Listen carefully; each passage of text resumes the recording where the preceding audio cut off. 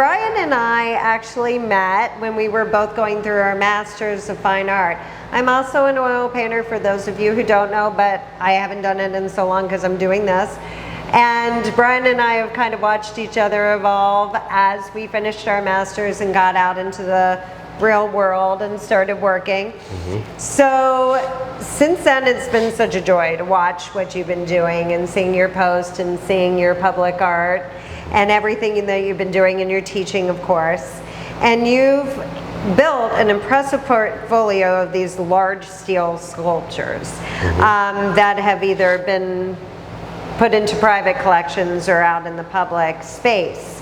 So your ability to transform these industrial materials, I think, has always been impressive since the first table I saw you do back at the master's program. So when your work, you often incorporate found objects. I've mentioned the old water heaters before. When sourcing materials, what catches your eye? And when you see a piece of discarded metal, what makes you think this could be something? For me, it's like I'll either go to a scrapyard, or I'll meet somebody online and I'll go check out their stuff, and I'll look around and I'll just see like a piece of steel conduit or a water tank and be like, I just look at it for a while and an idea comes to me.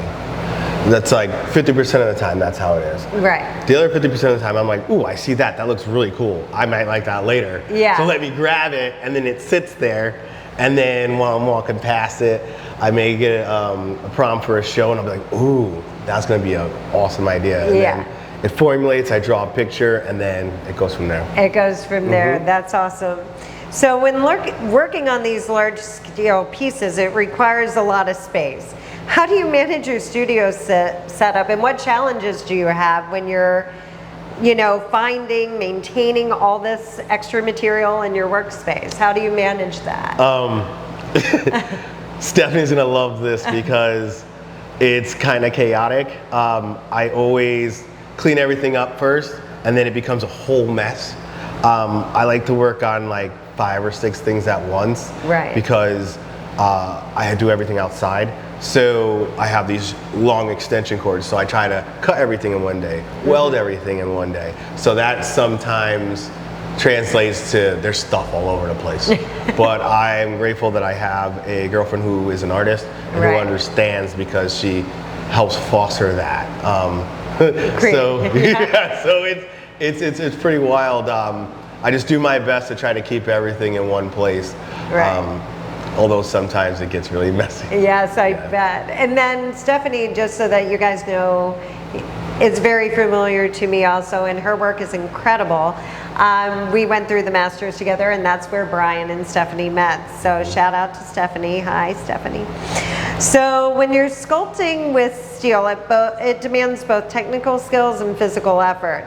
Can you tell us about the tools you're using, and be honest, how many times have you gotten hurt through the process? So tools I use are a lot of welders, so TIG welder, MIG welder. Plasma cutter is very important because it allows me to cut the steel a lot quicker than hand cutting it. I use a forge, and I use a smelter. So for the sculpture behind us, I melted that metal down. And then I use a lot of regular power tools like drills and chop saws. But mostly it's the welders and the plasma cutter. It helps a lot. With that, I make everything outside. So most of the things I made during the summer. This summer it was very hot. When you're welding and when you're burning stuff, it gets very, very hot. So you got to make sure you do it.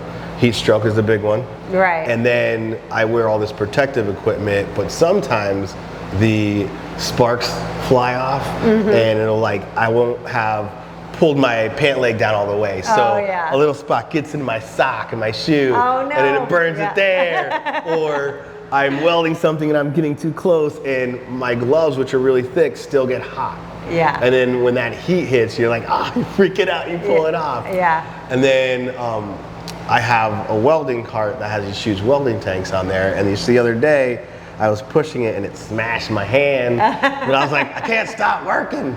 So, you know, you just gotta like make a little Band-Aid and keep it moving. Yeah. So every single time I weld or I cut something, I'm getting an injury of some sort. But yeah. I'm one of those people that believes in personal protective equipment. Yeah. However, sometimes it goes through that. Right. And it's probably why you're still alive, because you're wearing it. Stephanie's always there. What are you doing? So steel can be a very challenging medium. What are some of the biggest obstacles that you face? And what's one lesson that you have learned that's made the process much more efficient? So it's the difficult part is the weight. I do a lot of these things myself, so every single one of these pieces I've picked up and moved myself. Right. I have quite a bit of tools that help me. So I have like these sawhorses that have clamps, and they help me hold these big pieces in place as I do it. What was the second part of the question? Just what have you learned that's made it easier for you or quicker? Preparing. Yeah. Sketching, coming up with a sketch, even if the sketch doesn't end up looking like the final product, just having some dimensions, having some type of idea before you go into it saves you a lot of time and a lot of heartache. Because the more I work at it, the more I draw, the more I sketch, the more I build these things, I realize what works and what isn't going to work. Oh, that's wonderful. Okay, and one of the things that you told me about the other day was in this aging process. So you used to buy paint that would oxidize, but you learned on your own how to do the oxidation, correct? Yes. And you learned that from YouTube, I believe? I learned it from ChatGPT. ChatGPT, we love Because I knew it was a chemical you buy to age the bronze and the copper. And I was like, let me see if I can make this myself, because it's very expensive.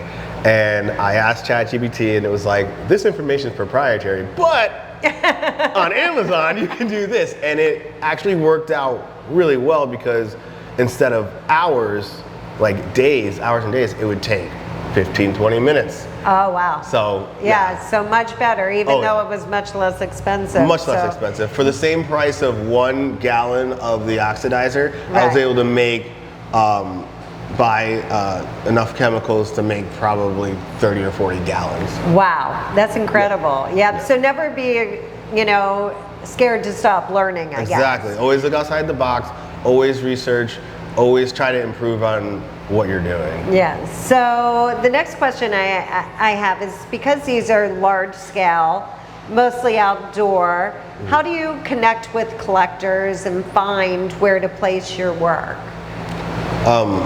Most of the time, I've found that if your story is good, it is not a surfacey story, and by that I mean, like, oh, I did it because I wanted to. Yeah. I did it because my mom passed away. I did it because my friend passed away, and this is how I cope with such things. And people often are a lot easier to connect with those, and then they're like, whoa, or they either knew that person or they had a similar situation. Right. And so that's what helps me sell these large pieces. Yeah, so connecting with the connector on a collector on a very personal level is, and telling your story. And that's one of the reasons I love to do these interviews, because you get to know Brian. Yeah.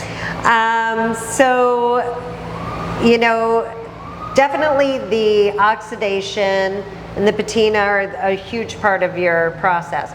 What drew you to that process, and what made you kind of go, I wanted that in my work? Yeah, so ceramics first, and photography. I love old, derelict, rundown buildings and places where no one's at anymore. Yeah. When I was in the military, I traveled all over the world, and I would always go to these places that were like just torn and beaten, and people just forgot about them and left them, and I was like, wow, this is so beautiful. It's like, it's just it's something in that just draws me. Yeah, and know? I recall you used to do, or I remember photographs of trains, like old abandoned trains. Yep. They have so much character. Yeah, they do, and your work has so much character, so it definitely translates. So what are your goals for 2025? What are you, or well, the rest of 2025, but into the next year, what are your goals? Well, I have to finish a commission piece that I have right now, and I have to pick up another sculpture to have another show. The commission piece is a mailbox that's going to have vines around it, and it'll be oxidized as well. My goal is to get more commissions and find a couple more shows to enter. I'm always looking for a reason to keep making, and I feel like when you have a show that someone has invited you to be in, it gives me more motivation to come up with stuff, come up with work. Absolutely. Well, keep showing, definitely. Absolutely. And the next question is one I ask everybody. What is the most impactful piece of advice you've received as an artist, and how has it influenced what you do? The most impactful information is two parts. It's make things not to make them to sell. Make things for you that are about you and are serious topics that people aren't almost always okay with expressing. And be quick. Don't make a lot of things, because people want to see an inventory. People want to know that you're busy, and you can't take 3 months to make one thing. Right. You have to produce. Right. And if you can't do that, you gotta fix that. You gotta figure out what's the problem. Right. And you still find time with everything else going on in your life, yeah. Oh yeah. Because I have a lot of things going on, but I will make room for art. It is my coping skill. Yeah, I find that most artists feel the same way. If you're an artist, you have to be creating. So I wanted to share your Instagram again. Of course, it's My Life for a Photo on Instagram. You can see Brian's work on the gallery website, which is D. Colabella Fine Art. And we will post his website also on our Instagram, and we hope that you guys can come and see the show tomorrow night, meet Brian, and come to our opening. There will be snacks and everything. We're here at 446 Main Street in Ridgefield, and we hope to see you then. Thank you guys so much for joining, and we will see you next time.